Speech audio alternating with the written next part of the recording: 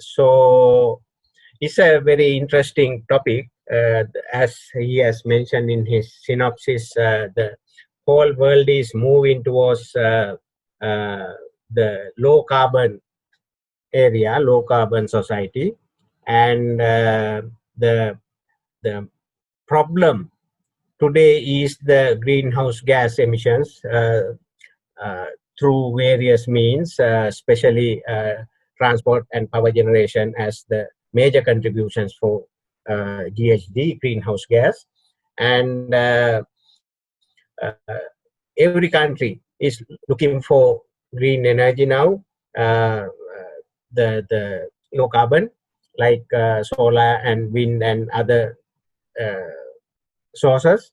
So therefore, Sri Lanka also has a very ambitious plan for next so many years, especially Ceylon Electricity Board is having its 10-year, 20-year, 30-year plans like that for moving towards green energy society and low carbon society. Therefore, it will be interesting to see what Australians are doing and what we can learn from the Australians' approach. It's interesting to hear it from a Sri Lankan engineer. So we are glad to welcome Engineer Danushka Suriyadasa for this webinar. And if I just introduce him through his brief biodata, as initially said, he is presently an operations planning engineer at Australian Energy Market Operator, responsible for providing operational support to the national electricity market, real-time operations. He attained his master's in electrical engineering and bachelor's from both from the Peradeniya University. Then he has started his career as an electrical engineer at Kerawalapitiya Yugathanavi combined cycle power plant of Lanka Transformers Limited. And I must mention that Lanka Transformers Limited is the principal sponsor of IET Sri Lanka network over many years. We are grateful for Lanka Transformers Limited. And he has then joined the Ceylon Electricity Board and was engaged to metering branch and transmission operation and maintenance branch for 4 years before leaving for migration Australia. And he has joined the University of Melbourne as a researcher on smart grid systems and IoT. I was having a chat with him before we started this formally on what IET Sri Lanka has done on especially on IoT, Internet of Things. So before joining his present company, he was involved in development of smart home energy automation systems and smart meter consolidation systems for 2 years, contributing to IoT industry. So this is his brief CV. So we will see hear from him many things about him, the Australian experience, and also maybe some recommendations for Sri Lankans. And with that small note, let us we can start the webinar. The rules are everyone should mute your mics and videos. Only Danushka will switch on his video and the mic during the presentation. And please post your questions on the chat box so that at the end of the presentation, I will collect all the questions. I will collect everything and one by one shoot to Danushka for his clarifications or explanations. And so those are the game rules. Please switch off your videos and mics, and please shoot your questions on the chat box. I have a co-host, Engineer Dasita Liyanage. He will record this session, entire session, and at the end of the presentation, end of the webinar, we will share the recorded session to all the registered participants, and also we will post the session on our IET Sri Lanka Network website and also Facebook page. With that, let me very gratefully invite our guest speaker, Engineer Dhanushka Suryadasa. So forum is yours, and at the moment we have 39 participants, so that's the 50% mark as I initially said. So I think as we go on, many will join. So over to you, Dhanushka. Thanks, Dr. Lalit. Let me start my time. I'm trying to finish my talk as planned within an hour. So I Okay. might start my timer, and I'll try it as far as possible to stick to the time. Yeah. And yeah, let me share the screen first. Yeah. Thank you.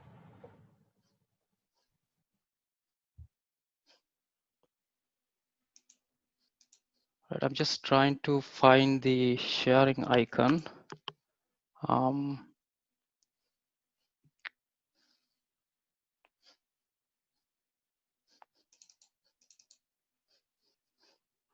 Sorry, Dasita, seems like I can't find the sharing icon. It's All right, yeah, I got yeah. it. Sorry, I'm not familiar with Zoom, unfortunately. That's fine.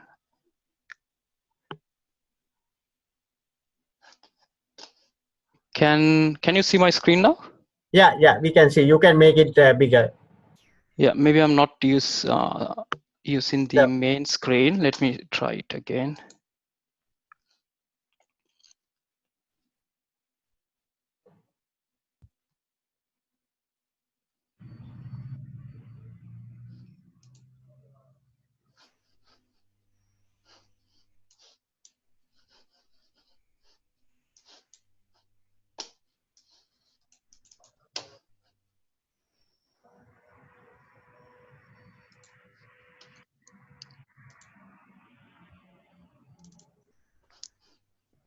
All right, now I'll put into presentation the mode. Yeah, presentation mode.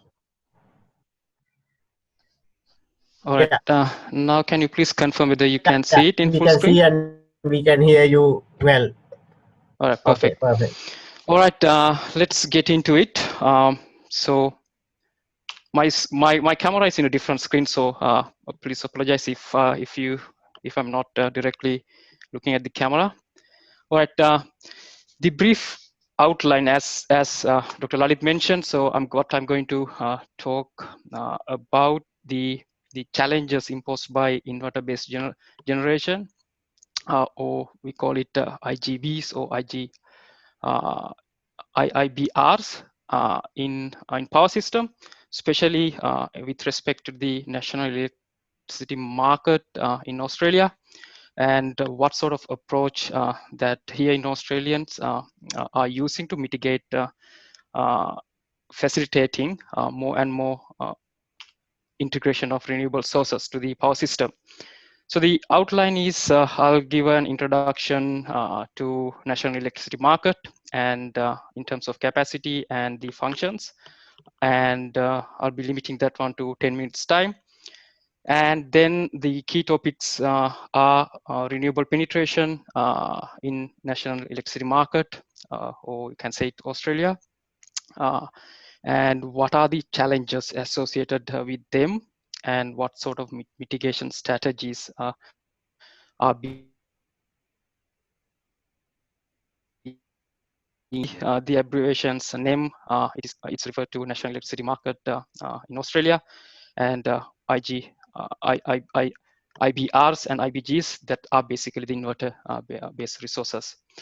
And then we'll discuss some potential solution, and I have some slides for the distributed energy resources, which basically the rooftops PVs, but I don't believe we will have enough time to cover that one, but if time permits, I'm happy to touch on that one as well.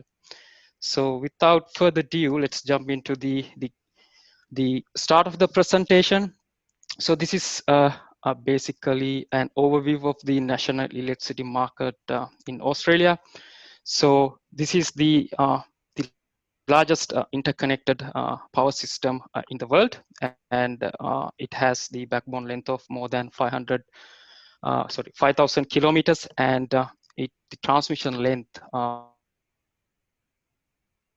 the system is nearly 40,000 kilometers. And we got around 490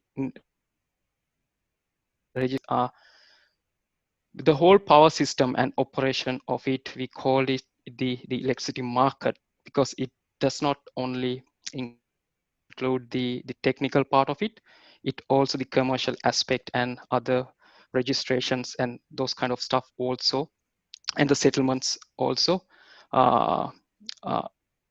associated with this the national electricity market in Australia. So the participants are basically the transmission and network service providers, which is analogous to the transmission function of CB distributors. And again, in Sri Lanka, it's analogous to the Ceylon Electricity Board and LECO. And then we have retailers, but I don't think we have that concept in Sri Lanka. And generators and metering data providing companies, so on and so forth, so forth. So there are a lot of participant categories registered in the national electricity market. So NEM is actually serving nearly 10 millions of customers, and in 2019-2080 financial year, it dealt around 13.2 billion worth of electricity. And the total installed generation capacity, which includes all the fossil-based renewable and as well as renewables, it is 50.3 gigawatt, and supplies about 200 terawatt hours energy annually. And if you can see, this is the interconnected diagram, the network diagram, and you can see this is the Queensland. National electricity market has 5 regions in Australia. So the topmost one is the Queensland region, and you can see what sort of transmission voltage level that this power system operates. And then we have the New South Wales power system and Victoria. I believe you can see my mouse pointer. Can you confirm, someone, please? Yes, Dhanushka, Right. yes, you can see, yeah. And here we got the South Australian system and also the Tasmanian system. And these systems are interconnected. As you can see, these are the state borders. So we got a DC link in here. The whole power system, whole NEM has DC and AC interconnectors, which connect the each different power system. And here we have 275 AC interconnector, and all the yellow lines are 500 kV, operating at 500 kV, and the purples are 275. The orange colors are 330 kV transmission line. Between the Victoria and Tasmania, we got a DC interconnector, which is like, sitting under the seabed. And between New South Wales and Victoria, we have an AC interconnector. Whereas between Queensland and New South Wales, we have AC as well as DC interconnector. And in terms of the fuel sources that the NEM has, you can see this is the an overview of the fuel sources against the installed capacity. So in Queensland, South Wales, and Victoria, so you can see the main fossil-based fuel is the black coal, and in Victoria it's brown coal. But in South Australia, we don't have any coal-based generation, but the main the base load generation is being operated with the gas generation. And these green stuff are the wind penetration. So I probably not go deep into details on this slide, and being mindful of the time. And I would like to mention what is our role, what is AEMO's role in the national electricity market. Basically, as the power system operator of this whole interconnected system, AEMO ensures the supply-demand balance and basically the frequency control as well as the system strength and voltage control, also dealing with the uncertainty and variability of the power system. So by national electricity rules in Australia, and AEMO is a participant of the national electricity market, and these are the key roles that AEMO performs to ensure power system is operated securely. So the system strength, the term system strength, I'll be discussing in coming slides. So for the time being, we can think something it's as maintaining the system being able to being operated within the technical envelope. And all right, the key content of the presentation. Now, this is just an overview why we are facing challenges and what are the development trends in a power system in general. So changing generation mix is one of the key thing that a power system face. The key challenges, one of the key challenges that a power system. I'm not sure how I can minimize. Sure. So conventional power system, as you all know, it's vertically developed, and it is basically based on many synchronous generators.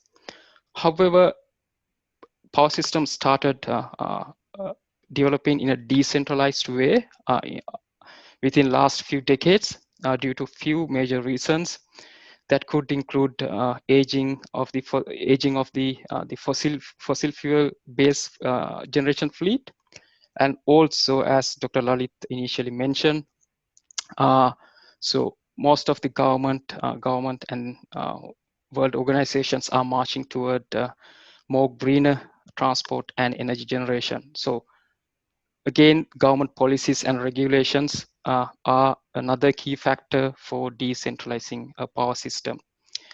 And also more and more renewable sources and distributed energy sources are being integrated in different locations, and it actually dissolve the monopoly of the centralized generation system in a power system. And that, of course, cause the change in generation mix, and that is causing to have more and more challenges how you can operate power system a secured way. So to introduce the security of the power system, it's the power system ability or capacity to continue within a defined technical limits, even if a major power system element or generator or maybe a transmission line fails or disconnect from the system. So you should be able to operate within the defined frequency and voltage standard. So that is the high level introduction or high level idea of a securely operating power system. You should be able to still operate or sustain within the defined frequency standards as well as the voltage technical envelope. So in next few slides, let's have a look how these points are related to the Australian power system and also the changing generation mix that we are facing. So in Australia, this is a sort of future outlook in national electricity market. So you can see the left side top left side roadmap is giving you some sort of idea about how it's going to be look like in next 10 years. So around 15 gigawatt installed fossil fuel based generation is declared their retirement, and we expect around 200% increment of distributed energy resources. That is basically energy resources behind the meter, and 26 gigawatt of variable renewable energy integration. That is basically the inverter-based generation is expected to come into the system. And also new dispatchable resources that can be batteries or gas-fired generation, so or any other dispatchable generation is to be integrated between 6 to 19 gigawatt. And with this landscape, these are some of the renewable energy targets in national electricity market. And for most of the states are marching towards 0% emission by 2050. And the some of states are already there in their set targets by each year. For example, currently in Victoria, so in 2018, the 20%, 24% of demand had been supplied through the renewable generation. So in here, the renewable generation refers to the conventional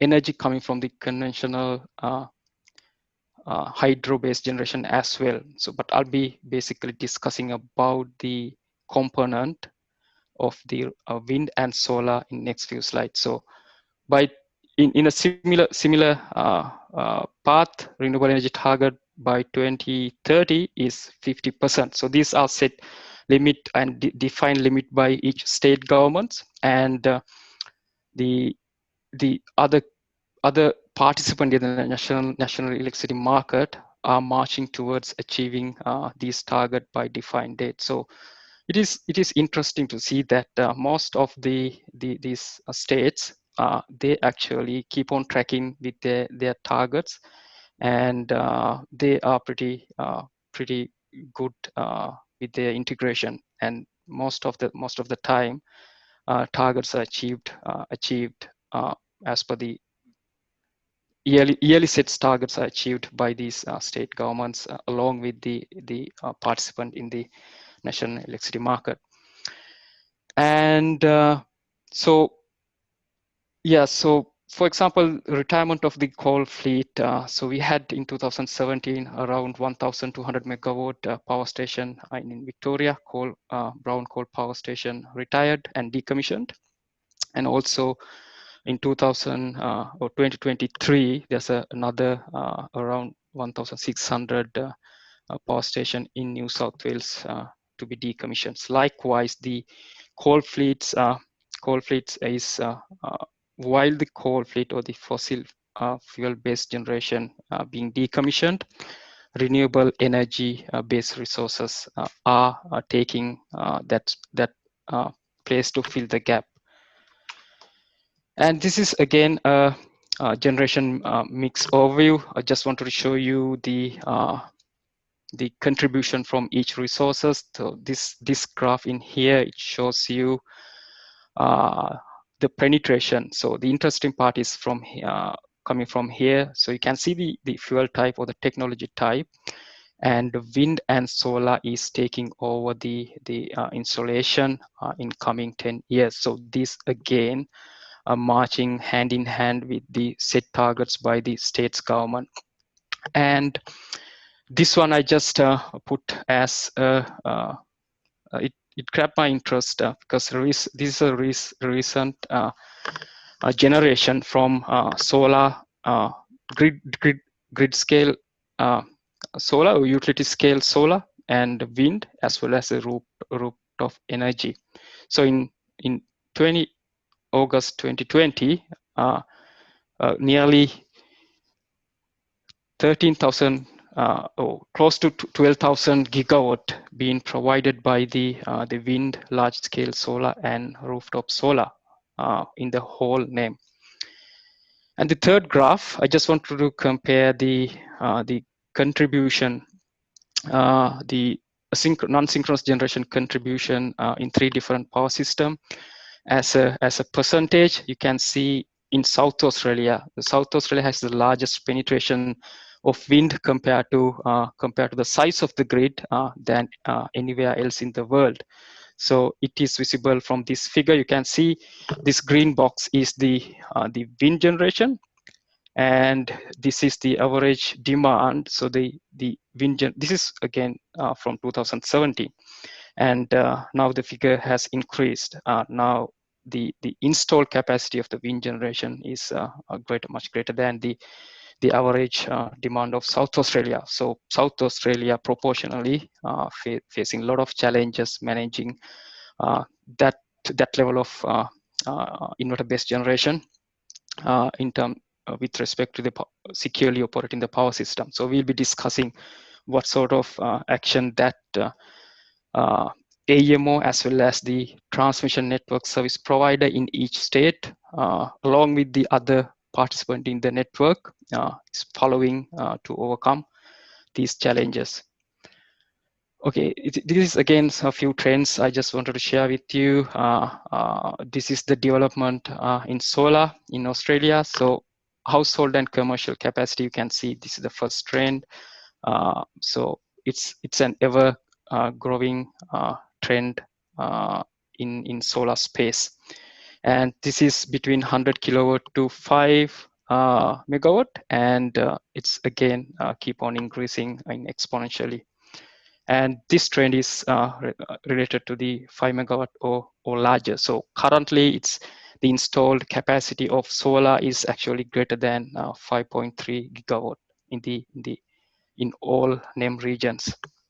So this is the just a landscape view of Australia's largest solar farm. It's in New South Wales state, which is around 250 megawatt, and it's being commissioned as we speak. And yeah, this is the wind trend we have, and you can see the cumulative capacity by 2019 is around 6.3 gigawatt. So all in all, the renewable, the contribution from each sources, for the renewable generation, you can see right hand side pie chart. So most coming from the wind, which is synchronous generation, inverter-based, and the second is coming from the hydro, and rest of the stuff are from small scale and large scale solar, and then also bio energy and medium scale solar. So you can see aggregated solar contribution is not it's not that something we cannot consider for the security operation or secured operation of power system. And the message that I wanted to convey here is this much of energy is coming from inverter-based resources. So what sort of challenges we have managing them as the power system operators. All right, this is again a view of the Australia's largest wind farm, which is around 530 megawatt, and it's being commissioned currently, and it's in Victoria. So, all right, so I think I'm 3 minutes over my time stamp for the introduction. Now let's move on to the key content of the presentation. So what are the challenges that we are facing with this highly penetrated inverter-based generation? So as I showed you, it's an ever-growing trend, and at some point, in future, it will overtake the whole synchronous generation in a power system. And are we ready to take that challenge? And what sort of remediations or what sort of actions as a utility we need to adopt to welcome this change to the power system. So key challenges with the inverter-based generations are managing the system strength of your power system or of your network. So system strength, I'll briefly discuss in next slide what system strength mean is. So that actually when you don't have required system strength in your power system, it will not be able to accommodate the required in IGB penetration. And also the other challenge is how you can manage the reserve, because reserve management is very important to operate your power system within the defined technical envelope. It can be at steady state as well as following a contingency. And is your network thermal capacity is enough to accommodate ever-growing this trend? And yes, so in Australia, we call it, we provide the access to renewable energy integration. We call it constrained access to the network. So even though the plant is 530, the installed capacity is 530, it doesn't mean that we can always allow to generate the plant at their full capacity. It can be limited or constrained due to your thermal limitation of your power system, voltage collapse limit, and other limitation associated with a secure operation of your power system securely. And also the stability of N-1 condition, which means what is your power system stable following a major generation trip, transmission line trip, or any other contingency. And also voltage control and reactive power management is another key challenge. So in this presentation, I basically going to concentrate about the reserve management and the system strength components, and how what sort of issues are associated with these two concepts, and what are the remedial actions a power system can take to mitigate and provide more and more access to renewable energy generation without compromising security of the power system. All right, so the first one, challenges in system strength. So as I mentioned, the system strength is defined in NEM as the power system ability to maintain the correct voltage waveform in a steady state and following a fault. So the fault can be a credible contingency. So I'm pretty sure all power system engineers know what does mean by a credible contingency. So normally a credible contingency defined as either trip of one transmission line, a trip of generator, or any other the reactive power element in your network. And it can be a trip of capacitor or reactor, whatever the SVC, whatever the power system apparatus you have in the system. So the non-credible contingency are, for example, tripping of two transmission at the same time, which is normally not the way it's expected to operation. So following a credible contingency, your power system should recover its voltage waveform to near sinusoidal waveform as shown in this figure. So the system strength is some sort of an overarching term for correctly maintaining the rotor angle stability, voltage stability, inertia requirements, and the frequency response. And this is actually directly correlated to number of synchronous generators or synchronous units you have online at a given time. And system strength requirement, we normally measure the minimum stress.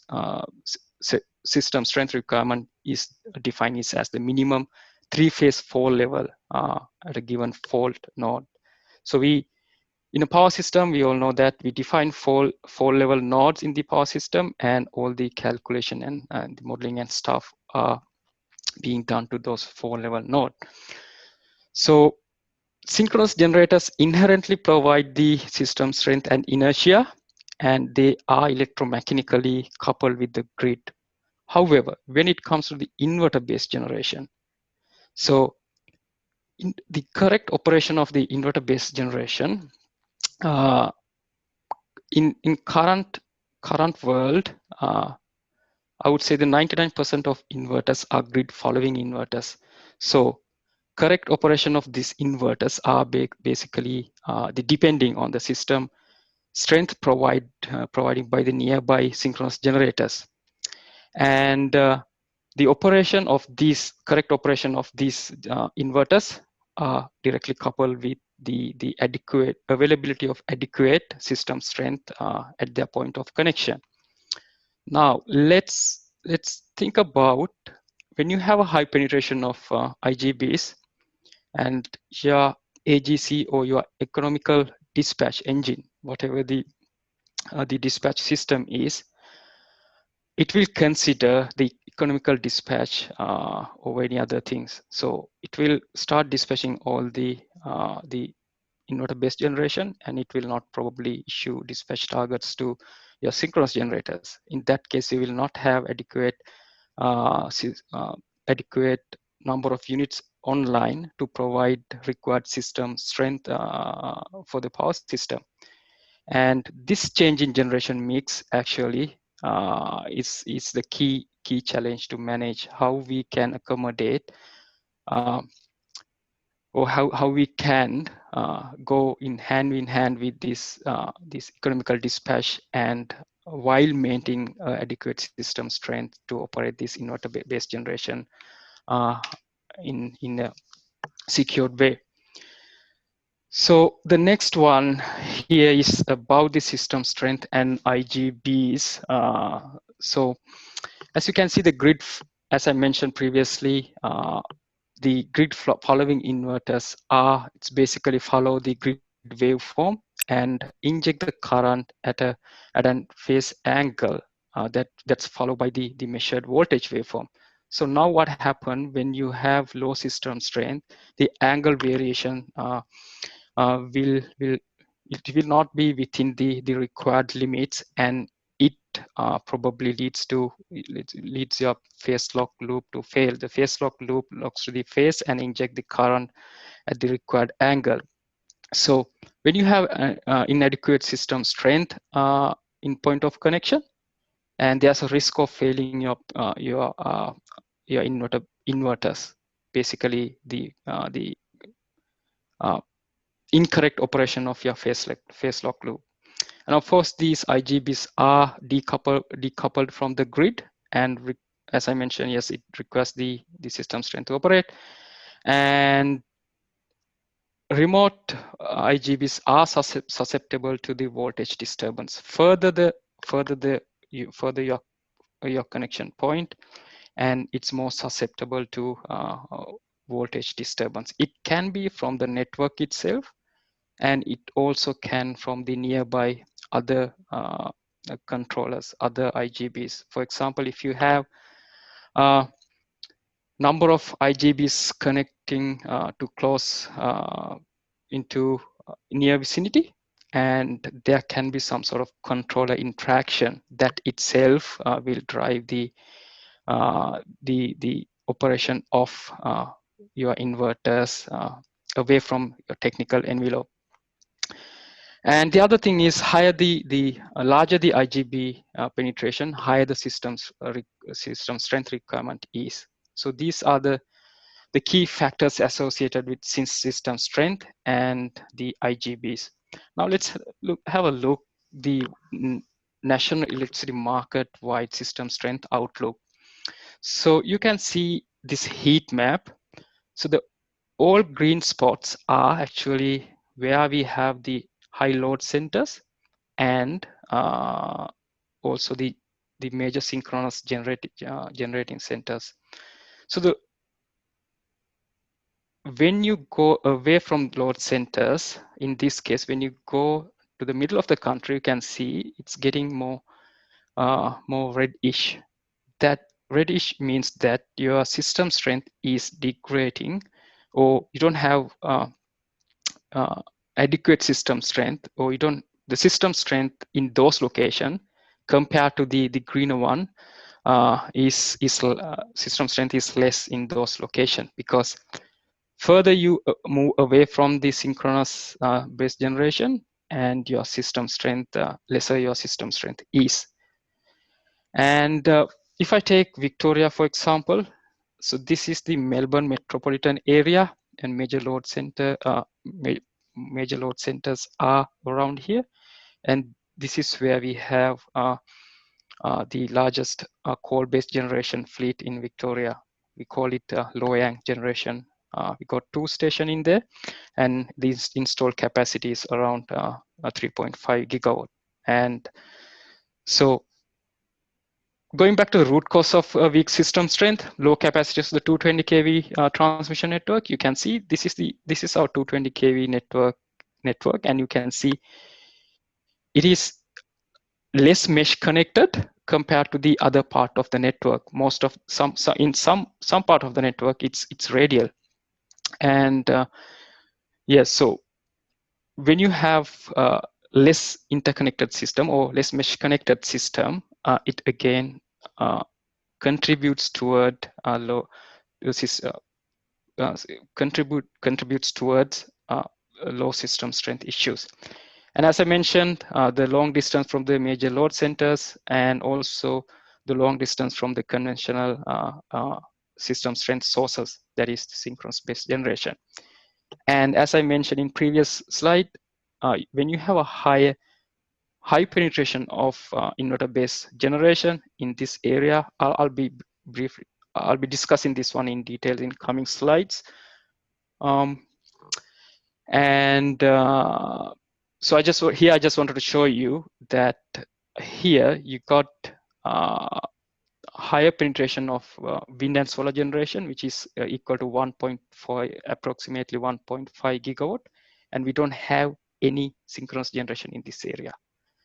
It's nil, and the synchronous generators are either in this part of the network, and we got only one synchronous generator in here, and we don't have any synchronous generators in this part of the network. So we'll have a look what sort of issues we face in this area, and what sort of mitigation strategies that AEMO and other TNSPs use to mitigate them.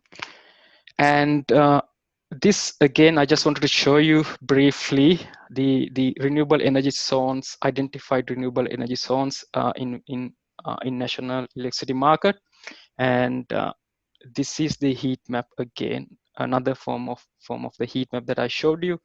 So these red dots are the location that where we have the system strength concern. So unfortunately, most of the renewable energy zones overlaps with where we have concerns in system strength. So what are the consequences of system strength issues? So when you have highly penetrated IGB generation or inverter-based generation, and when it coincides with low system strength, you will have wider area undamped voltage and power oscillations. This can happen either at system normal or following a contingency. So we will have a look in coming slide how it's going to happen. And also the prolonged voltage recovery after disturbance. So when it is susceptible to voltage damping, your damping constant will be much higher, and it will take much more longer time to settle after a voltage waveform to settle following a fault. And larger voltage step change, either it can be through a switching a capacitor or reactive bank. The voltage step change, that part of the network experience, will be much higher compared to that of close to a synchronous generator. And LVRT, or fault right-through capacity or ability of a generator, will be degraded with when you have low system strength. And of course, maloperation or failure of protection equipment to operate. So you know that there should be a minimum fault level to operate of the protection equipment in your power system. So when you have lesser system strength, again, it means that you will not have adequate fault level or fault current to operate your protection system. And inability of a generator or dynamic plant to control the voltage system. So as I mentioned, in IGBs, the IGB operation is based on the grid ability to provide the adequate system strength to operate. And if there's no adequate system strength, there can be controller interaction, and that can cause to issues in voltages in that area. And power quality issues with this undamped voltage and power oscillations. and deeper voltage dips and higher over voltage that can happen during the transient, and again maybe through your switchings as well. All right, this is just an overview of what sort of remedial actions we have in our hand to address these system strength related issues with highly penetrated inverter-based generation. And for the existing fleet, what we can actually tune the control equipment in the inverters. That is one of the thing it's been doing or considering in NEM as well. So advantages would be it still operate on the available system strength requirement, and the tuning will be done maybe considering wide area model or wide area tuning, considering the interaction of the other inverters as well, and it is a least cost option. Disadvantage would be, of course, it won't provide any fall level contribution, and we know that there are a lot of vendors in the market, and sometimes most of the time there are PLLs and other technologies. The controls are intellectual properties for them, so the incompatibilities can be there, and sometimes it will be hard to accommodate the wide area tuning considering the control interaction. And the other options would be SVCs and StatComs. So advantage of those equipment would be the fast response and improve the voltage, local voltage stability. And these equipment provide the fault current and also increase the transfer capability. So if you consider your VQ curve or nose curve, and it will provide some sort of improvement to provide an uplifted capacity of your network. And this equipment will not have inertia, and it will have hard limit in your VQ curve. And synchronous condensers, it's also known as the silver bullet for the system strength shortage issues, and it's widely being used to address the system strength in national electricity market. And the advantages would be providing the short circuit contribution, and also provide the fault current if there's any fault happen in your network, and also it provide an inertia inherent, and it will assist you to reduce the rate of change of frequency following a fault. Now, this is interesting to note that synchronous condenser itself will not provide required level of inertia unless it's coupled with a properly designed flywheel, and then it can provide or assist to reduce the rate of change of frequency. And it will improve your voltage and frequency control, and this also can temporarily provide overloading following a fault up to seconds time. And it will assist, or it will actually help to low voltage right through during a fault, and it will increase, or it will positively contribute towards your to your voltage collapse limit. And the disadvantage would be the cost, maintenance, and it's due to its inertia and stuff. It can be slow in response compared to the other technologies, and it can also create inertia related stability problem as well. So this is need to be properly designed, properly placed in order to address the system strength issues in your power system. And the other two are intervention by market intervention by issuing direction to generators. I'll describe what that mean in coming slides, and of course the network augmentation, as I mentioned. When you have more mesh connected network, you can improve the transfer capability as well as the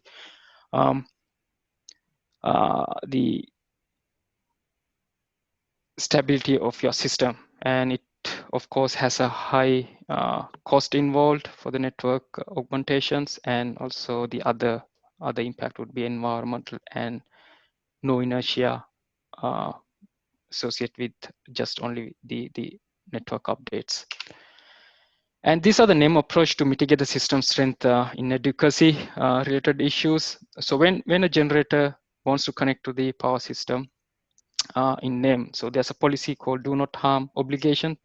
As I mentioned, as I showed in one of the previous slides, when a generator in those renewable energy zones want to connect to the power system, so the policy is that they should not degrade the system strength in that area further by connecting their generator. So there's a do not harm policy component in the agreement that they need to come into between the transmission network service providers as well as with AEMOs. And network-based solution, again, that can be a network augmentation, as I showed you. The new interconnectors and more mesh networks are being developed. And as in AEMO, there's a system strength gap declared in 2019, and TNSPs, transmission network service providers, are responsible to fill those gaps. And that can be through installing synchronous condensers in the identified nodes, or procuring the services from other parties in the market, or other registered participant in the market to fill the gap. And generator-based solution again involves it goes hand in hand with the no harm policy and generator performance standard. Through the generator performance standards, AEMO agrees this generator performance standard with the generator before connecting or before providing them the green line to go ahead. And those contracts will mention the requirement of, for example, having a synchronous condenser or other mitigation strategy not to harm the system strength in that particular location that they want to connect it to.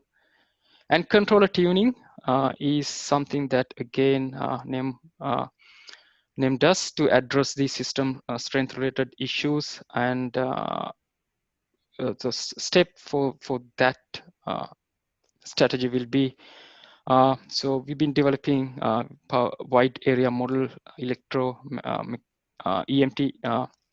EMT models, especially based on PSCAD models, and they validate through the wide area testing and constrain the generator output and number of inverters online, depending on the issues that we've seen in the network. And also continuously encourage the combined connection group and direction to the systems, direction to the synchronous generators. So I'll go through them. This is just an overview of the synchronous condensers. If anyone interested, feel free to go to GE documentation, which is available. I think it is publicly available, and I think I have put some references at the end of the presentation. And key benefits of synchronous condensers, I'm not maybe being mindful of the time. I'll probably not go through that one again. It's basically the same thing that I described under here. And it's again short circuit contribution, dynamic recovery, and sustained inertia with a properly designed and attached flywheel. That flywheel can sometimes increase the inertia constant from around 1.2 up to maybe up to 4 to 8 seconds with a properly designed flywheel, and damping and increased transfer capabilities. So this slide shows you improvement of fall right through with and without a synchronous condenser in a wind farm. So you can see the first graph is without a synchronous condenser installed, and the plant is not, it wasn't able to ride through the fault, and you can see the sustained oscillation in the point of connection. However, when with a properly designed and placed synchronous condenser, the plant is able to ride through the fault, and you can see the point of connection voltage, it settled down after a certain time. So that I just wanted to show you how it works when you have a properly designed and placed synchronous condenser in a power system. And these are, as I mentioned, generator-based solution. So under the agreements and do not harm policies, there will be a requirement for them to install the synchronous condenser. And this is, as I showed you, the Australia's largest solar farm. And you can see there are 2 synchronous condensers installed along with their generation facility for them to for them to assist during their generation, most of the time during the daytime. And another network-based solution in generator-based solution in Victoria, the 𝐂𝐚𝐥𝐸 solar farm. It's a 200 megawatt solar farm, and the synchronous condenser size is around 190 MVA. So this synchronous condenser assists them to generate during the daylight time, and so TNSP can procure the service if they're required to assist the network when the solar farm is not generating as well. So this asset is not owned by the transmission network service provider, but by the generator. And direction to the system, existing synchronous generators. As I mentioned, AGC, Central Dispatch System of AEMO, will not ensure the sufficient number of synchronous generators will always be online. So in the electricity market, the generators, solar generators, wind generators, and the synchronous generators, they submit the bid to AEMO, and AEMO dispatch engine will consider all the network-based limitations, whether there's any outage or whether there's any thermal limitation, whether there's any the voltage collapse, voltage stability related limitation, and then it will issue the dispatch target for these generators based on the economical dispatch. Now that will not ensure you will always have a sufficient number of synchronous generators online all the time.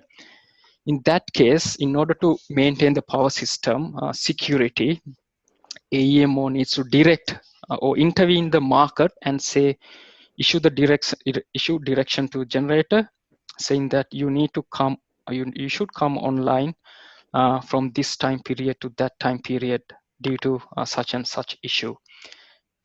That actually a manual intervention to the market, and it will disrupt the natural flow of the market, and it actually involves a high cost. But as an interim measure, AEMO is using that one.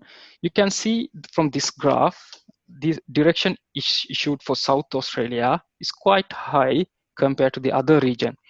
If you remember the second slide I showed you, what is the wind penetration in South Australia is quite high. And when we have a high wind day, and dispatch engine will not probably issue targets to the available synchronous generators, or else synchronous generator may not be bid in or declare their availability to the market. So in that case, to ensure the system strength of the network, AEMO issue directions. It's simply an instruction for them to come online in a given time period and operate at their minimum generation level, and that involves the high cost. So the other practice will be a network-based solution. As I mentioned, we have declared a system strength shortfall. So the respective transmission network service provider are responsible to fill that gap. And in South Australia, the Electronet is the transmission network service provider, and they have proposed 4 synchronous condensers, as you can see, to install into to identify nodes, 2 by 2020 in Devonport area, and another 2 by 2021 in Robertstown area. So these cost for these synchronous condensers are so they have done some calculations, and they have come up with numbers, and it has identified that the installing synchronous condensers are comparatively cheaper than issuing direction to generators or disrupting the natural flow of the market. So that's why South Australia is going to install 4 synchronous condensers to fill the system strength gap shortfall. And as I mentioned, as an interim measure, AEMO is issuing direction to South Australia to manage the system strength. And the other methodology, or the long-term solution, will be improving the network capacity by introducing new interconnectors, new mesh connected network, where we have high penetration of renewable energy, as well as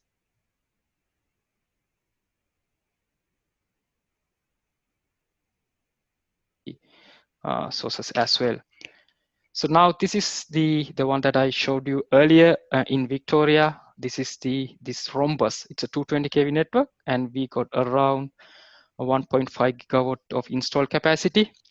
And to ensure either through during an outage or following a fault, we need to ensure the power system operate within the defined technical envelope. So to ensure that, we have some constraint invoked on these generators, and for system, we had some constraint invoked for system normal, even without any outage for these generators. But through wide area testing and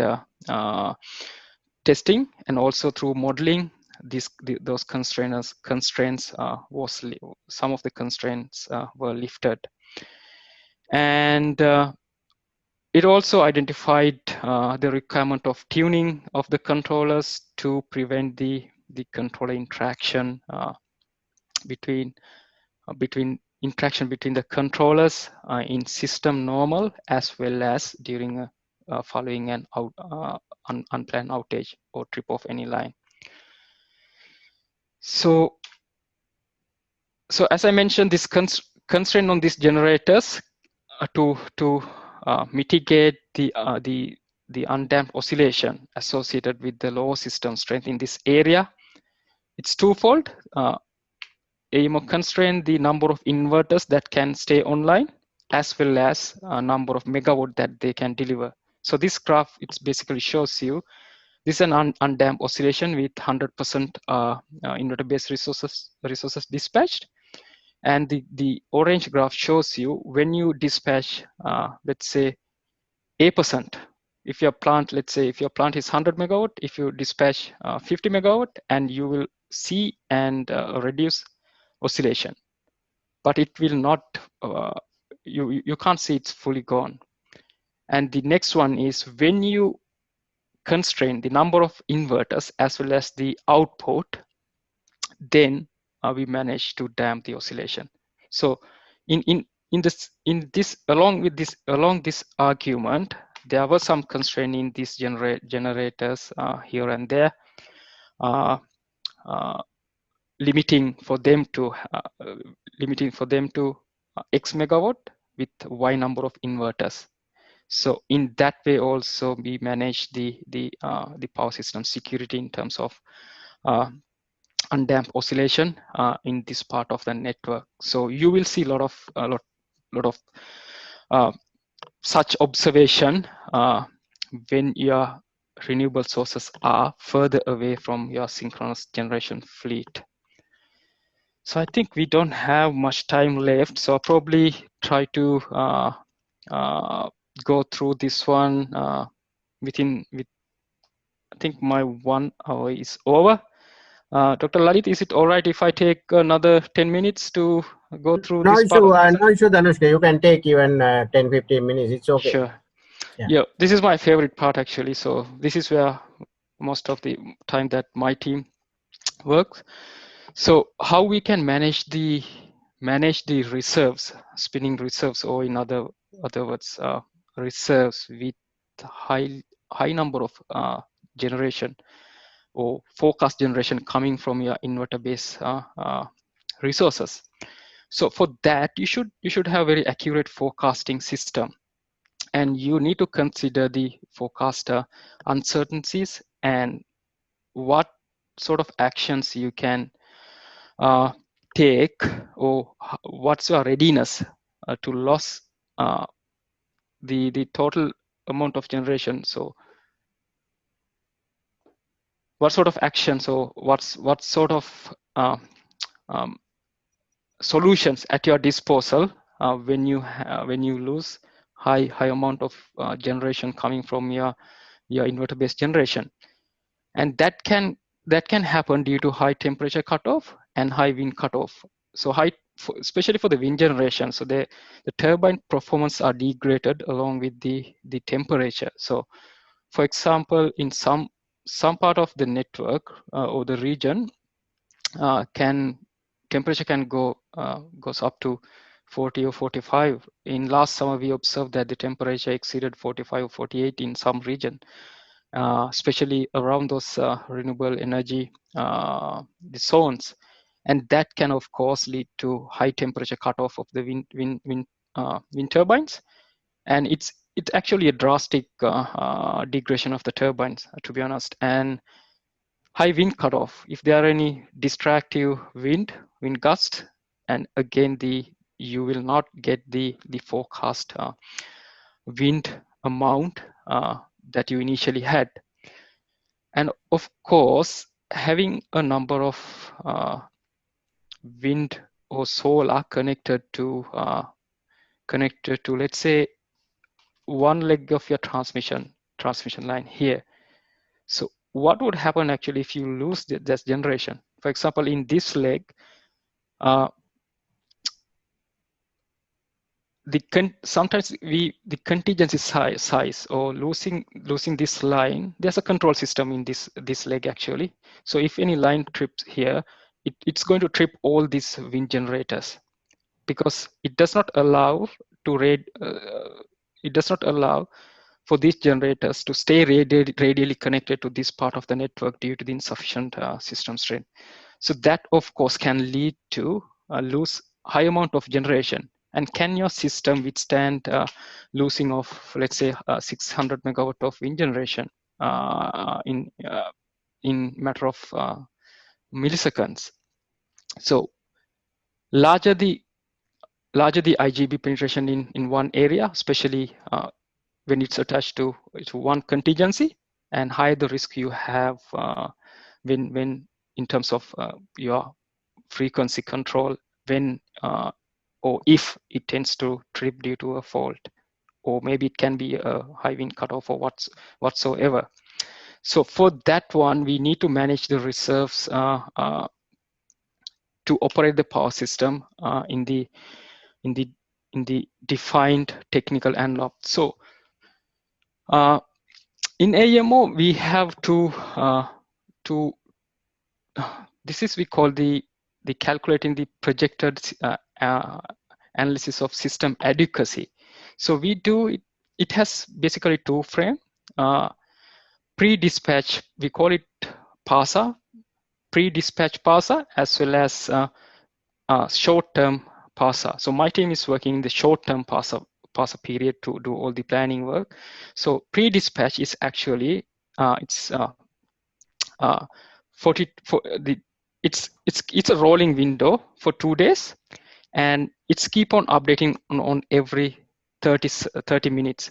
Whereas ST parser, short-term parser, which you can see in here. All these informations are published in our website. It's publicly available because most of the participant in the market require this information for their strategies.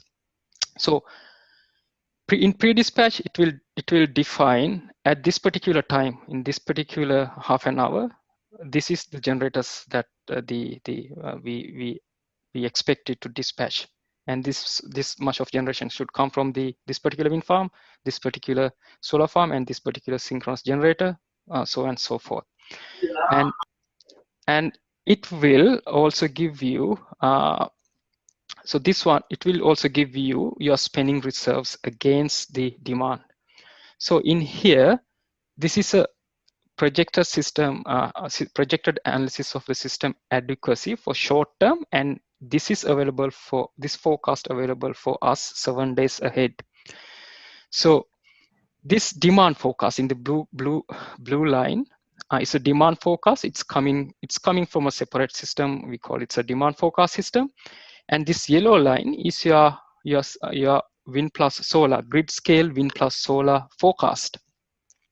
And this is your total available generation, constraint generation. This is not the pure generation. Like if the generator say like I have 600 megawatt and I have 700 megawatt, your available capacity in reserve will not be 600 plus 700.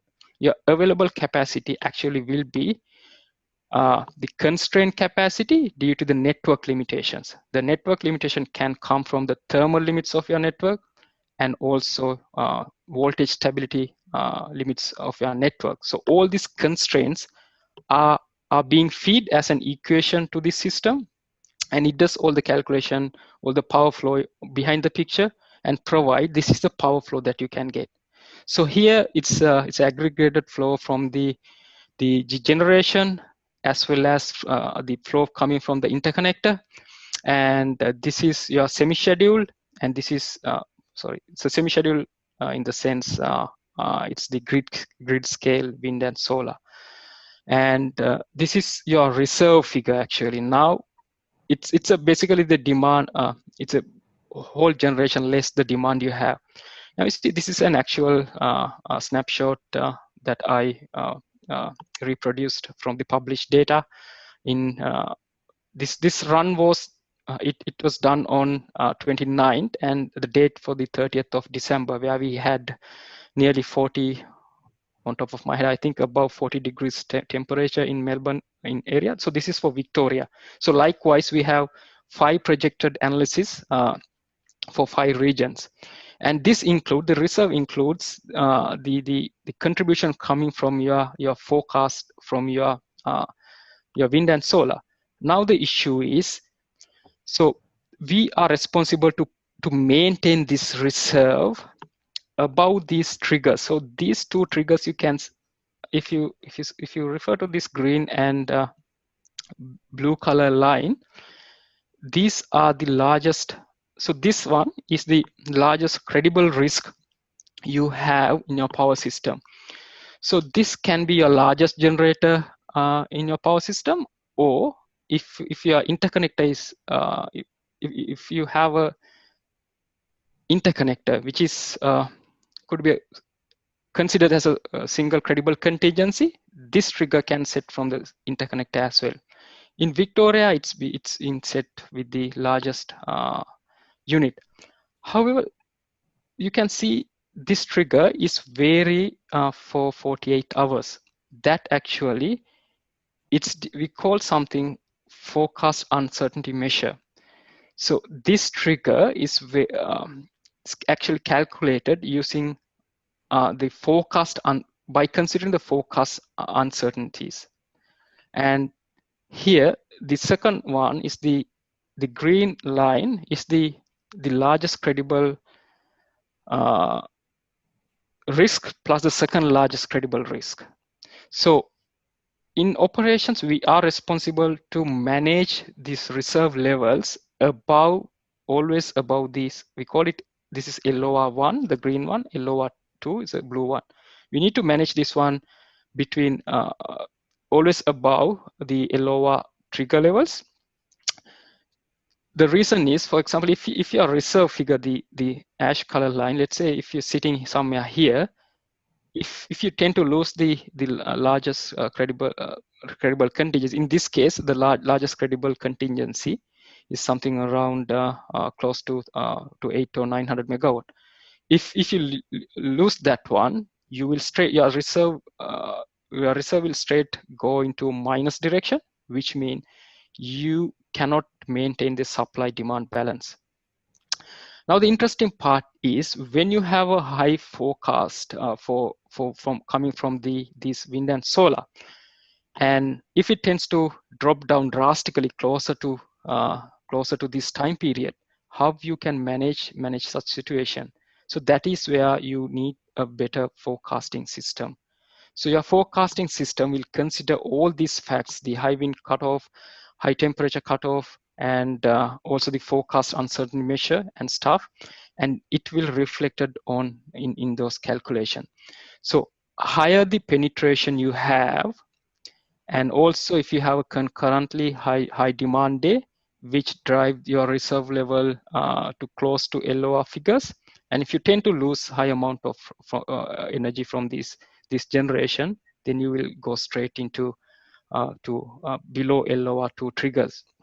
So to address those kind of scenarios, we have some agreements with generators and loads. We call it reliability emergency reserve trader, RERT. And in that case, it's a pre finalized contract with loads and generate some of the generators, and then we'll dispatch them out of the market framework by paying their contract amount to come online and improve the reserves. So those sort of mechanisms are there to manage. But let's say if it is a deep drop down, there will not be, sometimes will not be possible to manage the reserves above the healthy line levels. So in that case, we might need to consider a load shedding in some part of the network. So for that also we have separate mechanism to shed the loads, call it rotationally shedding the load in different location. It's something sorry, that we had to do in not this summer, the summer before, to manage the system security and operate the system in a secured way. So the key thing I wanted to highlight here is that when you have a high contribution from these sources, and if you have a concurrently high demand days, you need to be very vigilant about how it's going to reflect in your system. And yeah, so we have got wind and solar participate in central dispatch process, and we got two forecasting system for wind and solar. So for wind and solar, we do the forecasting for short term as well as pre-dispatch. I think I got some slides here to show you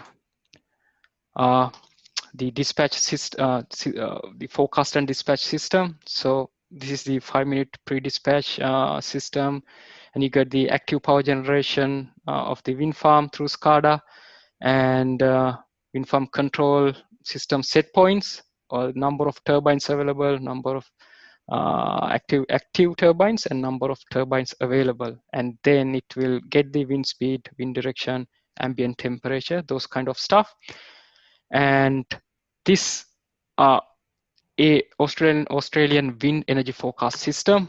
This is the yellow block representing here, and it will provide individual wind forecast for each generator, and also regional aggregated wind generation forecast and NEM-wide generation forecast. So this is our central dispatch engine, and so wind farm needs to place their bids. So what are the price they anticipate, and AEMO does the forecast. Currently, we don't get the wind forecast from the individual plant, but we do it from in a centralized system in here. And then it will feed into the NEM dispatch engine. And as I mentioned, the NEM dispatch engine will get the bids input, get the wind forecast from the AWEFS, and also it can consider the network related limitations. As I mentioned, it can be thermal or voltage collapse limits related constraints, and it will provide the dispatch level to the wind generators. So that is a high level overview of how it's been done. So pretty much similar to the other synchronous generators. Synchronous generators provide the availability, and also their dispatch or their availability will indicate the price that they are requesting under different bands, and also the available megawatt from their generating system. And again, the NEMDE will consider all the network related constraint, and it will provide the dispatch target for a given time frame. It's a 5-minute dispatch target. Each 5 minutes, all the generators will get the dispatch target mentioning the level that they need to dispatch in the coming 5 minutes. So it's a rolling window throughout the time period. So basically, going back to here, this just shows you the resolution and the horizon of different runs. So dispatch, as I mentioned, it's running on every 5 minutes, and the resolution of the forecast is 5 minutes, and the pre-dispatch is frequency of running is 30 minutes, and the resolution is 30 minutes, and the short-term PASA that I showed the graph here, it's running every 2 hours, and the resolution this is up to 4. So the pre-dispatch covers up to 40 hours, and this short-term PASA covers up to 8 days with 30 minute resolution. This should be corrected as 2 hours. So it's a rolling window for 8 hours. It's being updated every 2 hours and published into the market. And we have another PASA called a medium-term PASA, and it will consider all the generator availability and stuff for 2 years, and it's running actually on weekly basis.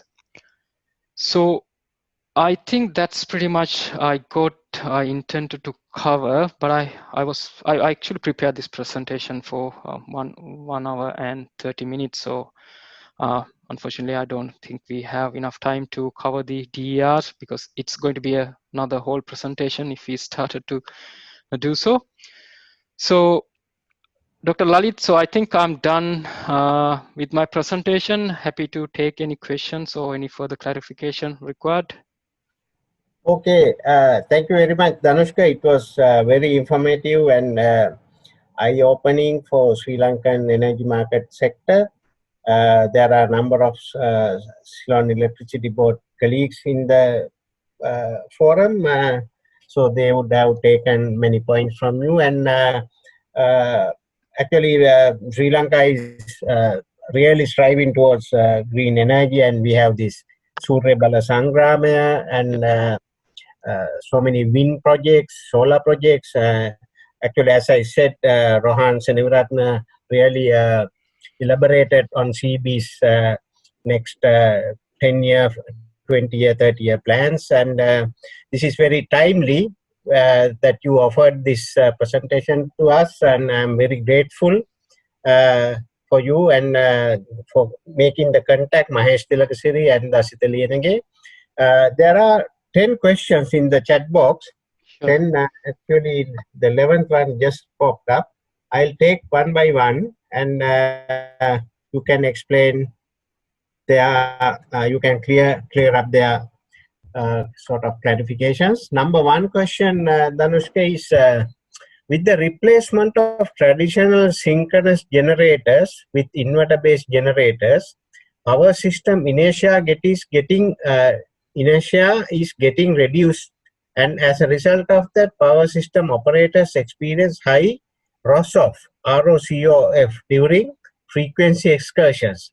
What kind of measures taken by AEMO to maintain system transition stability? Number one. Then, is NEM or WEM practicing fast frequency regulation at the moment?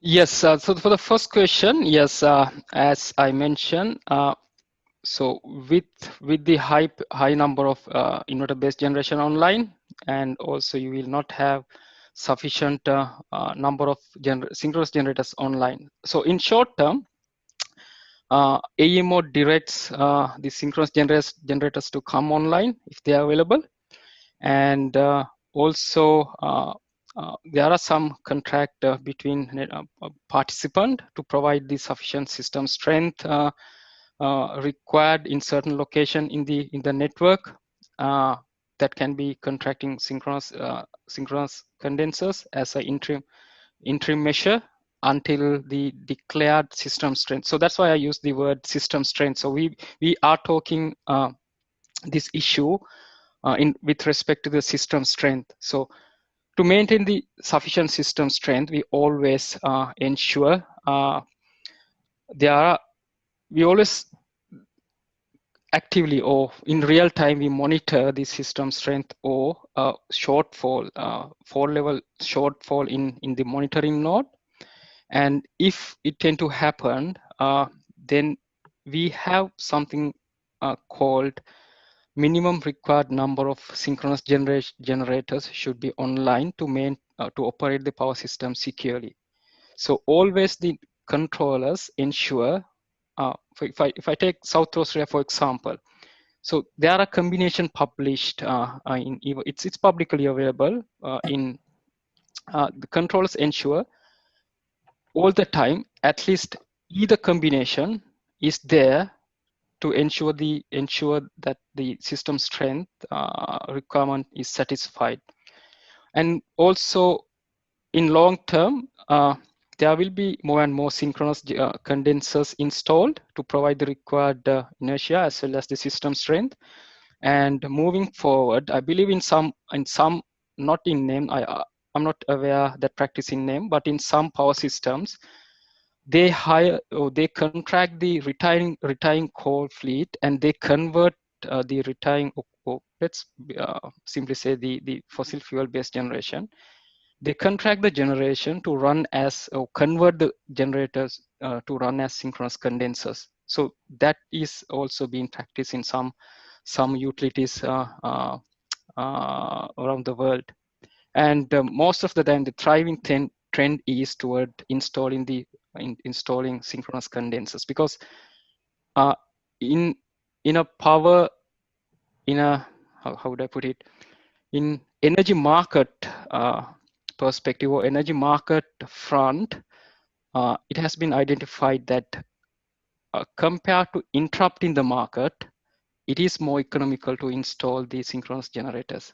And answer to the second question, yes, there are some rule changes to provide the primary frequency response from the generators, and there are so it's a recent rule change that happened in the national electricity market, and so generators are being adopted into tighter dead bands to provide the primary frequency control. And apart from that, there's a separate market which I didn't touch in my presentation, which called the frequency FCAS market, frequency control ancillary services.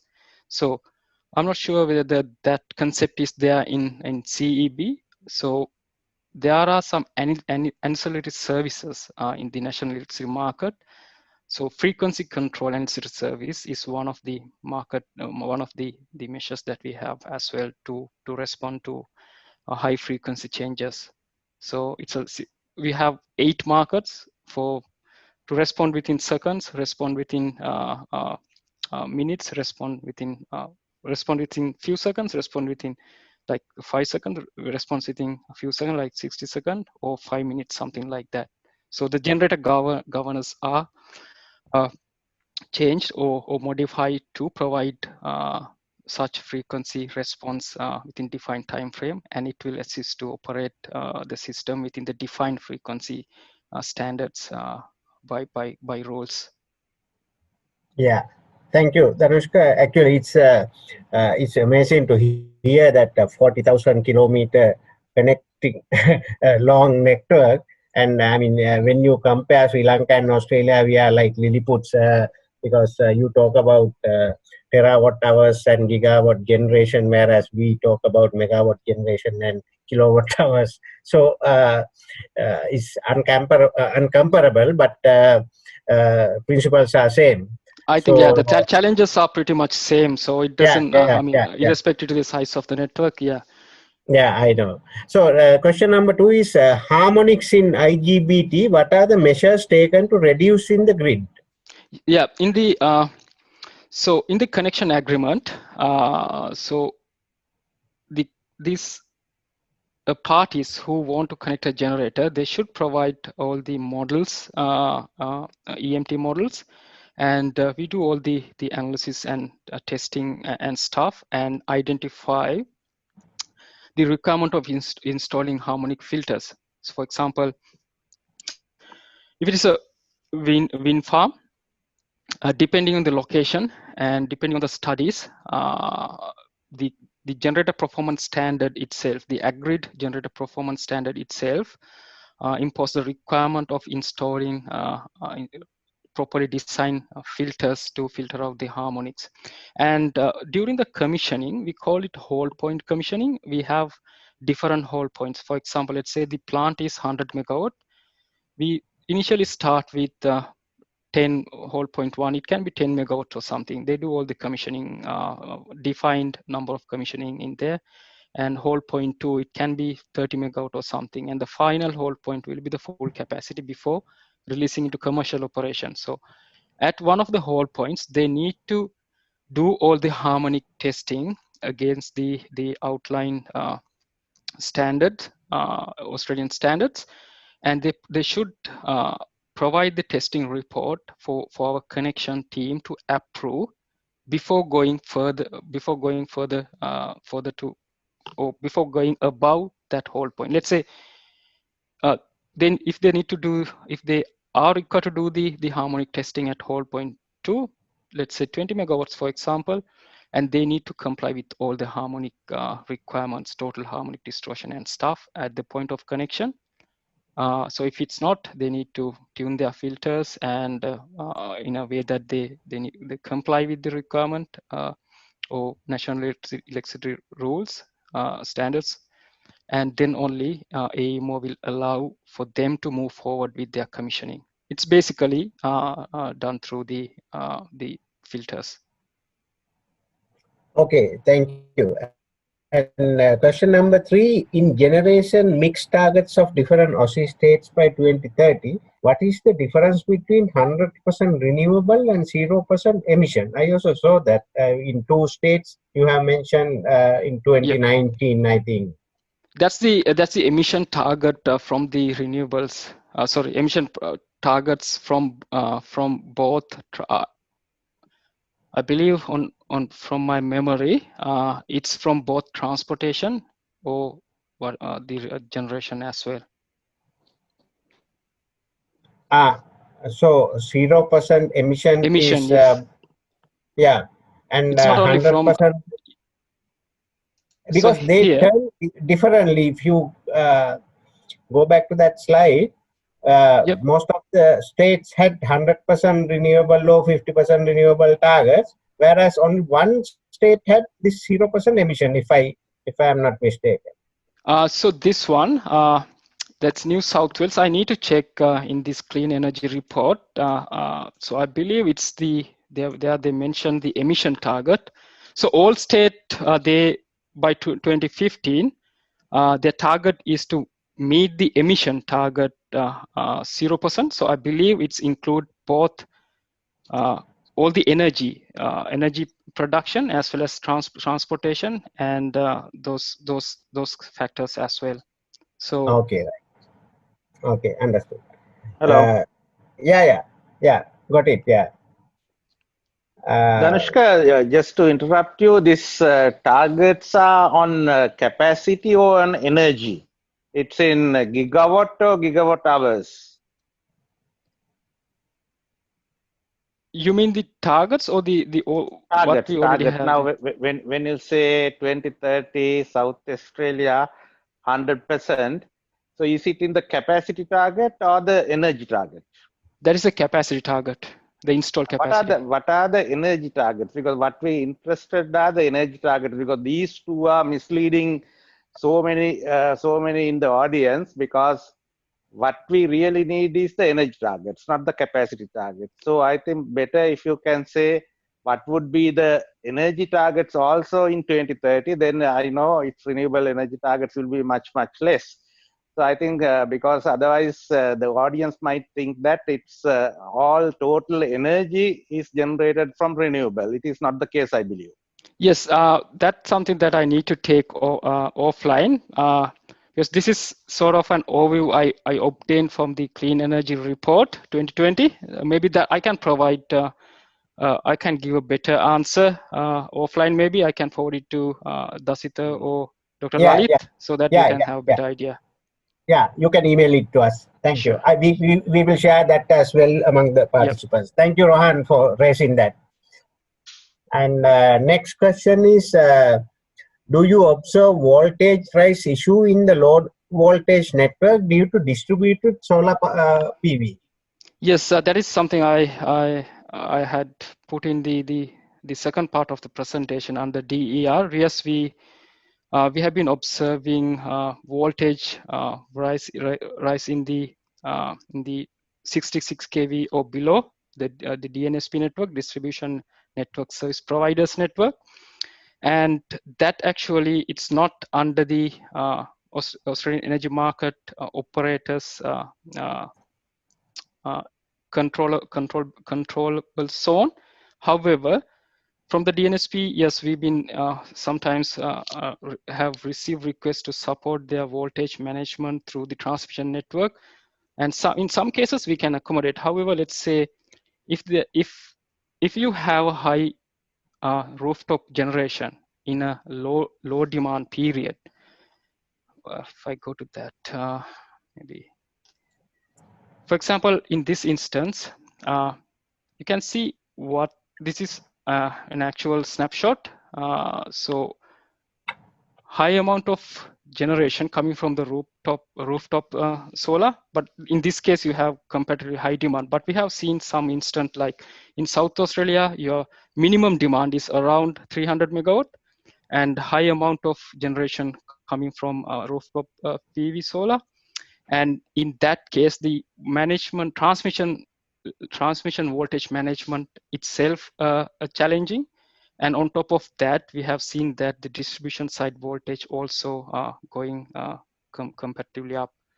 So the DNSP, sometimes they use their tapping of the transformers, and they also sometimes have reactive power plants installed to manage the distribution side voltage. So answer to the question, yes, it can happen concurrently at transmission network as well as the distribution network. So it's severe when the demand is really low, because nowadays the challenge of managing the voltage in the transmission network when the demand is really low, because demand forecast is going to be low with a highly penetrated distribution energy resources.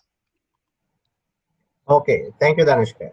And next question is, if you have voltage rise issues, what kind of mitigation measures you have adopted so far? So are we talking about the transmission or distribution? Voltage rise issues, I think transmission. All right, so for voltage rise issues, we can, of course, use the reactive power capabilities of the existing synchronous generators. We can have a lower set point to absorb as many as megawatts they can absorb within their technical or within their capability curve. And also you can de-energize the lightly loaded transmission, because most of the time you will, as I mentioned, you will see the high voltage issues in the network when your demand is low, meaning that your transmission lines are lightly loaded.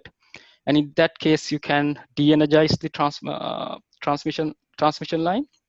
And also, as I mentioned, we have a concept called ancillary services. So you can contract the generators to provide the voltage support during such period. So those are the three key things that we use. On top of that, we have the design itself. Most of the lengthy transmission lines have line compensation, and also in some locations we have installed 220 kV reactors. For example, in Victoria, those are the system integrated solutions. But on top of that, to manage the ad hoc issues, yes, we can use the capabilities of the generators, de-energizing the transmission lines, and using network support agreements. Okay, thank you. Next question is, what are the available voltage levels of syscons and rough cost? You mean the synchronous condensers? I think so. Yes. It has been typed as syscons. So can you repeat the question again? I didn't get the Yeah, first what part. are the available voltage levels of syscons? And Okay. maybe their rough cost.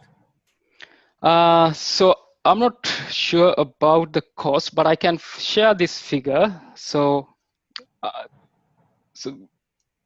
I'm not really sure this amount, 166 million was approved for all 4 synchronous condensers or just for set of synchronous condensers. So this much amount of funds has been approved from the Australian Energy Regulator for South Australian system to address the South Australian system adequacy. In terms of the voltage levels, so it depends on where you see the system strength issue is. For example, it can be 220 kV network, it can be 132 kV network, or it can be, basically most of the time it's a transmission network that we are talking here. So most of the time that I have seen the integration of syncons are at 220 kV level. Okay, right. Thank you. And next question is syscons kind of device which adds some amount of artificial inertia to the power system? It does, but if you need an improved system inertia, if you need an improvement in terms of system, in terms of inertia, you might need to integrate a properly designed flywheel, because this syncon itself will not have enough inertia in terms of system strength that you need to provide. So for that case, you might need to attach it to a flywheel. Then you can increase the inertia constant. So depending on the flywheel size, it can be improved maybe up to 8 seconds or something like that, depending on the synchron size as well. Okay. Next question, what is the current share of wind and solar power in electricity generation of Australia? I think you showed it state by state. Yes. I think he's asking for the overall. So that was also you showed, I think, no? Wind was the highest. That's right. 30. Wind is the wind has the highest share. Yeah. And this is actually ever changing figure. So this is, I guess, this is for related if I calculated rightly, it was the 35 wind versus some 31 solar. So now, so if you currently, this is this percentage by state. So percentage wind generation in South Australia, it's around 29%. Victoria 27, New South Wales 22. And Tasmania is this, and Queensland is around 3%. So this is the overall. Yeah, so it's 35 versus, if you calculate all these solar together, it comes to 31 line. Yeah. Yeah, so, right. Next question is, for a particular network, what is the rough ratio between non-IBG and IBG to maintain system strength? Good question. It actually depends on a lot of factors. You need to, I mean, I can't give a figure. It depends on where your synchronous generation is and where your IGBs are. So that's why we have, for South Australian system, we have different set of synchronous generators that need to stay online. And for Victoria, we have different set of synchronous generators that need to be online. And it also depending on whether you stay connected to the whole NEM or whether you separate it. For example, the generation combination, so required synchronous generation combination for adequate system strength, when South Australia connected to rest of the NEM, will not be equal to when it is separated from rest of the NEM. So it's depending on your network interconnectivity and the location of your IG, where your location of your IGBs are, and some other factors as well. Understood, yeah. Next question is, for my clarification, in your system, do you shed loads to maintain adequate spinning reserve? Yes, that is, I would say, the last resort that we use. As I mentioned, we always try to keep the reserves above LOR2, which is lack of reserve condition 2, meaning that if you have, let's say, if you have LOR2 forecast, or your spinning reserve is below LOR2, and that LOR2 largest credible contingency tend to trip, and then you will deeply go down into minus, which means you don't have enough reserves to provide the supply demand balance. So whatever the minus figure need to be shed. So there are a few instances in history. Yes, we had to do that one, especially in the middle of summer, depending on different various factors as well. Because we have been facing a lot of bushfire and also constraint on the interconnector. So if let's say, if there's any bushfire around the New South Wales to Victorian interconnector, and we need to reduce the capacity or flow that we are getting from New South Wales to Victoria, or vice versa. In that case, we are invoking the network constraint, and the AGC will take that constraint into account, and it will decide the generation pattern in dispatch pattern according to the interconnector dispatch in that case. And also,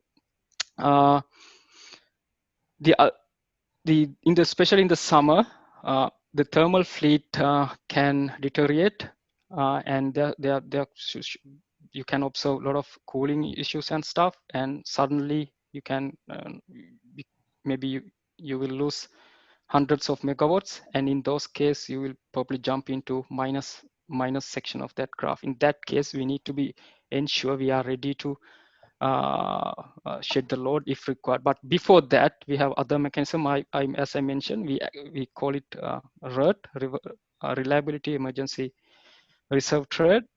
That is sort of a contract between large loads and generators. And if we observe any LOR2 or LOR3, we call it, when it goes to minus, and then we activate them, and then we try to uplift the reserve condition. So after using all those, when we exhausted with all those options, the last option will be shedding the loads. Okay, thank you. Next question, what are the other power stations in Australia? Do they use nuclear power plants? No, we don't have any nucleus. And I'm not aware whether we have any plan to install any. So yeah, okay. not at the moment. Right. And next one, what's your view on use of concept of a virtual synchronous machine, VSM? To be honest, I'm not aware about that concept. So unfortunately, I can't comment on that. But we have a concept called virtual power plants, but it's a different concept, I guess. Virtual synchronous machine, right? Yeah.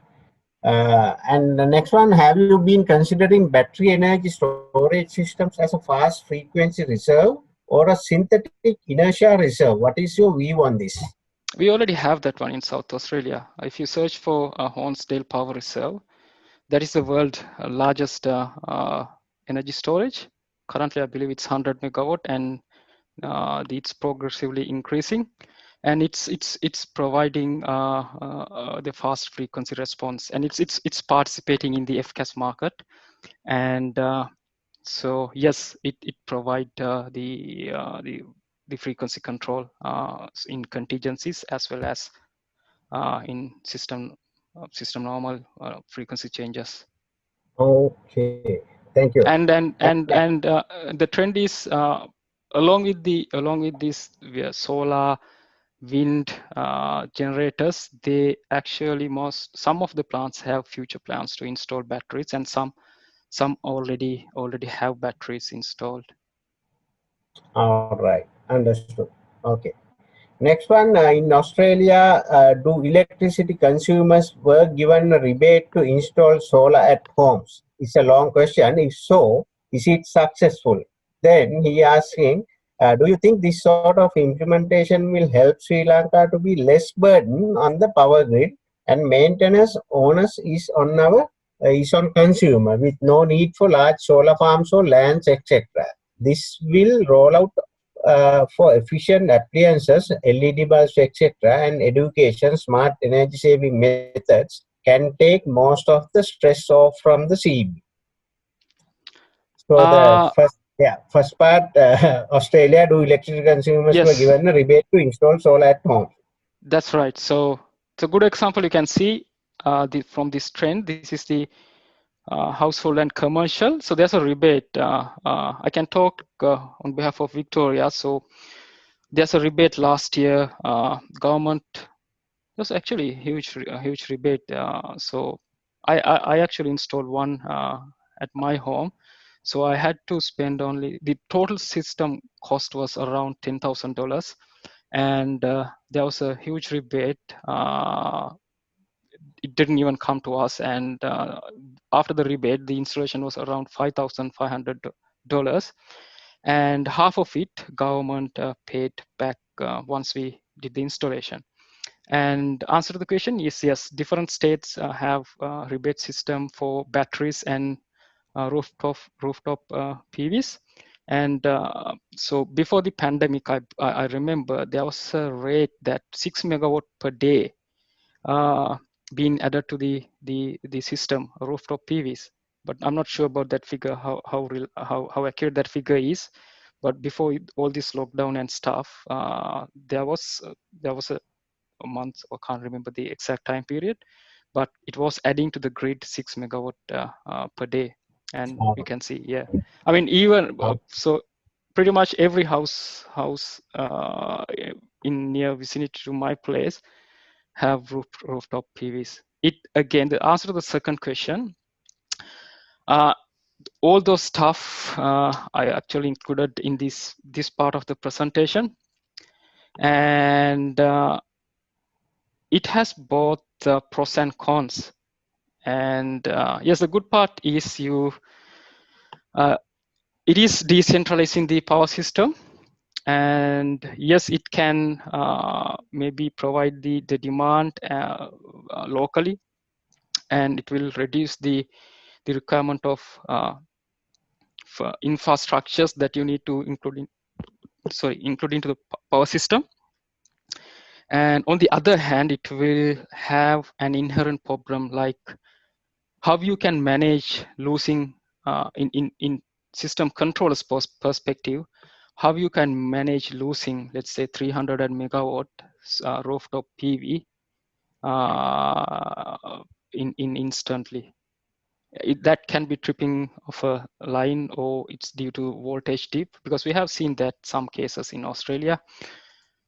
due to voltage dips, there will be a massive PV disconnection. So in that case, how you can manage the system voltage, system frequency? Are you ready to accept that kind of change in your network? How resilient your network is? So a lot of questions need to be answered. My personal view is, in Sri Lanka, a lot of questions need to be answered before considering massive penetration of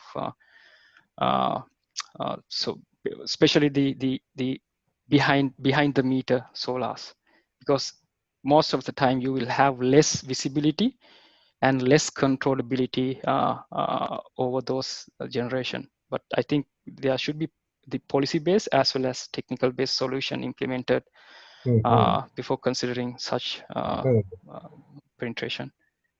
I think you are aware because you work, when you were at CB, you worked for the metering, smart metering or something, right? That's right. In that case, I think back then, I'm talking in 2011 or 2012, there was a scheme called net metering concept. And net metering was balancing out the energy that you consume from, maybe it's changed now, balancing out the units No, that you... still, I think it's still there. I'm a customer of net metering. I have a 5 kilowatt inverter, solar panel, Yeah, and so they have this net accounting as well, where the CB pays back money for large scale solar generations. Yeah, so for I think back then they were just settling the units to unit, which I believe not the most efficient way to do so in the utility perspective, because in here it's different. We normally pay around 20 cents per unit, whereas you will get only 12 cents for the units that you export. And so there are different scheme or tariff scheme that you can adopt, but in Sri Lanka back then it was just settling unit to unit. And also one of the issue that I saw was the high, I mean, the large, considerably large rooftop PVs, they were just connected to single phase. And we saw that there were some issues, or could be short-term or long-term issues in terms it comes to distribution transformers and stuff, balancing and unbalancing of phases. So yeah, that is just a couple of issues that I saw back then. There are 4 more questions. Actually, we started with 10, but it started popping up again.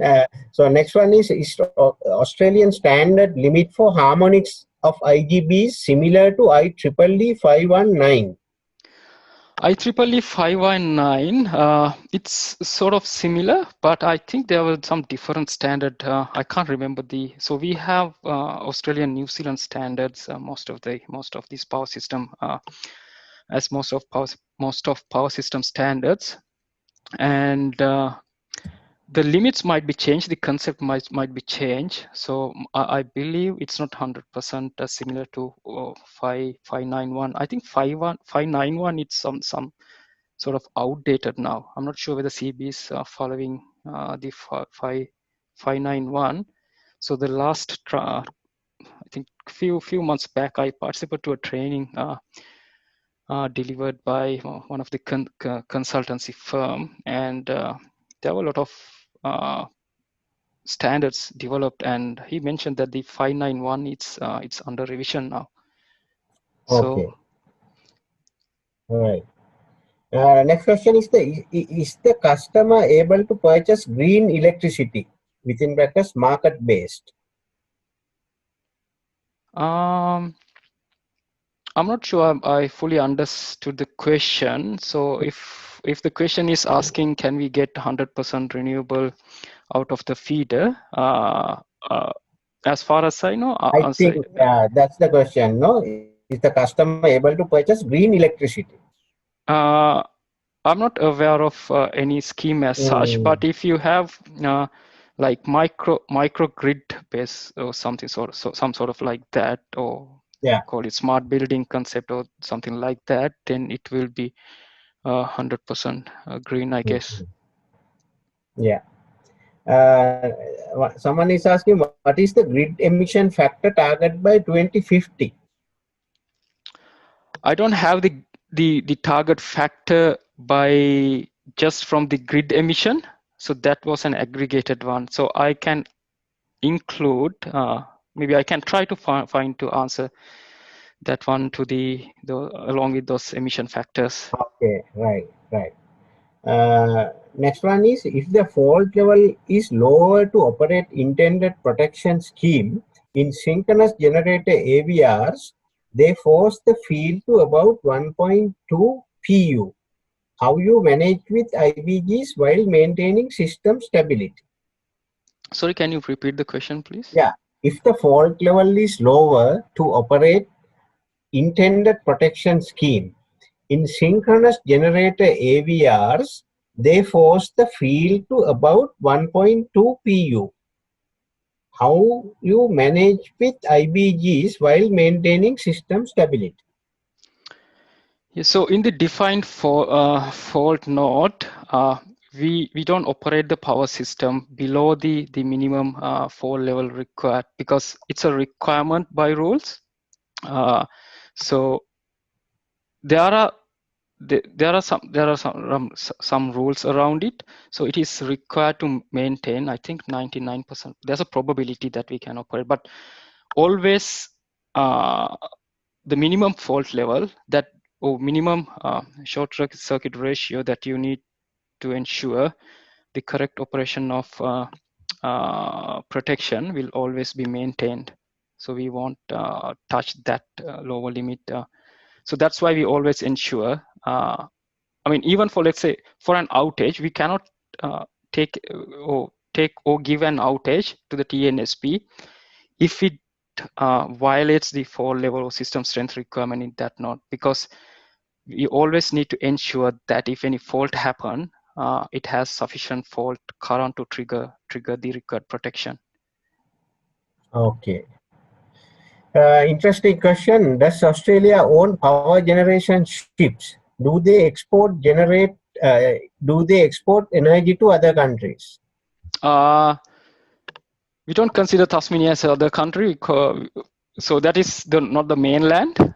We don't have any as far as I know, there's no any connector or connection proposed for other countries. But if you consider Tasmania as a separate country, we still connected through BASLink, which is a DC link under the sea. So not for the countries. So Tasmania, it's the generation is 90s something percent renewable, it but the highest. it's actually it's coming from the hydro generation. So they have very less fossil fuel based generation. Right. Last question regarding the VSM synthetic inertia.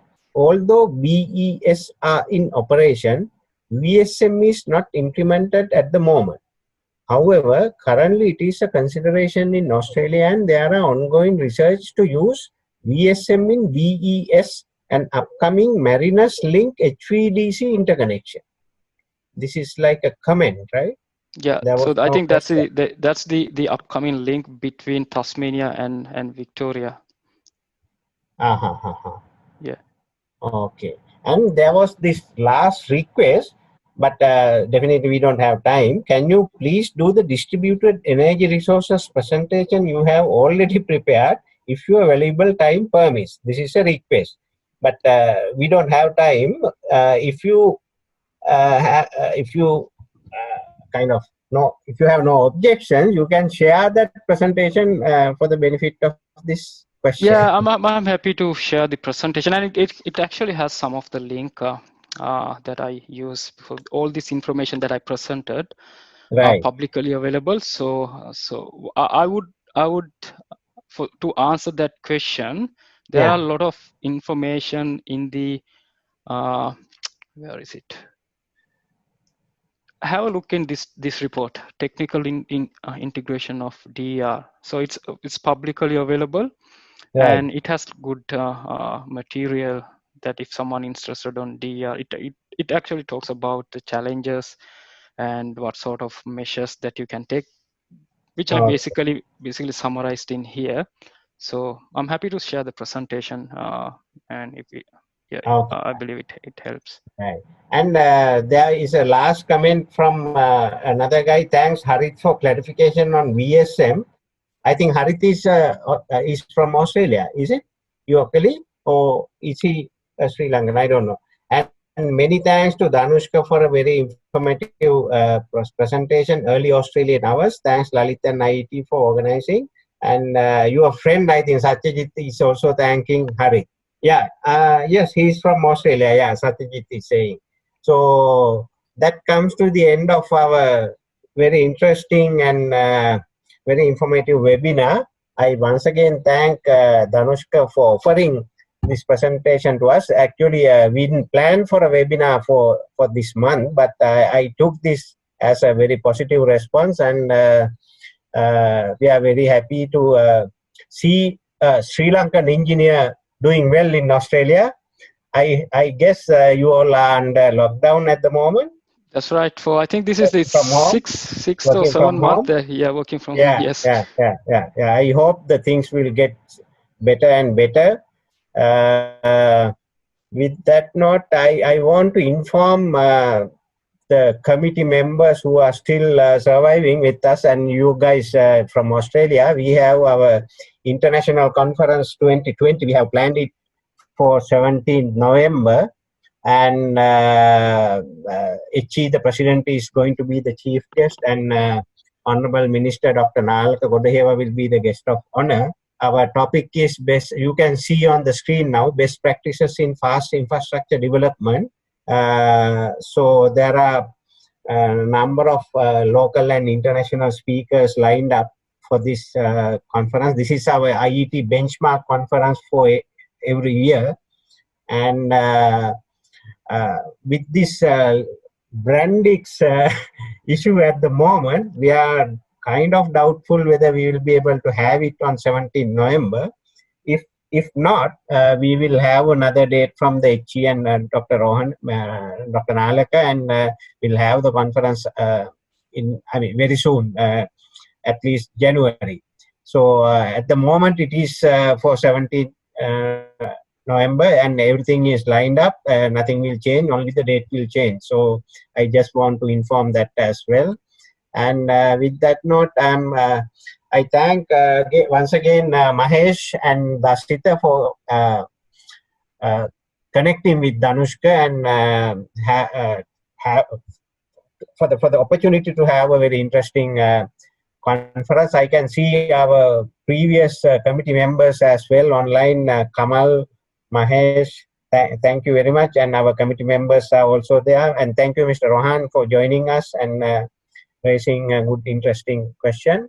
Thank you for staying with us till I think it's 2:30, like your time, right? Yeah, that's right too. Yeah. Thank you all Australians for keeping with us, and all the IET members, committee members. Thank you very much, and have a good night for Sri Lankans and good morning for Australians. Thanks, Dr. Lalit, and it was interesting to share the experience that we are having here, and yeah, it's sort of maybe a lot to process, but I'm happy to answer any questions. I have included my email address if you need any further clarification or anything like that. I'm happy to share always. Right. So you please send whatever we discuss to Dasita or Mahesh, and they will forward it to me, and we will share it among our membership. Yep. And when you send it, I will also share my email address for future communication. That's fine, no worries. Right. Thank you very much. All are thanking in the communication, the chat box. We'll see you again in another webinar. Sure. Thanks, Dr. Okay, Lalit, right. and have a good night, everyone. Yeah, thank you. Good night.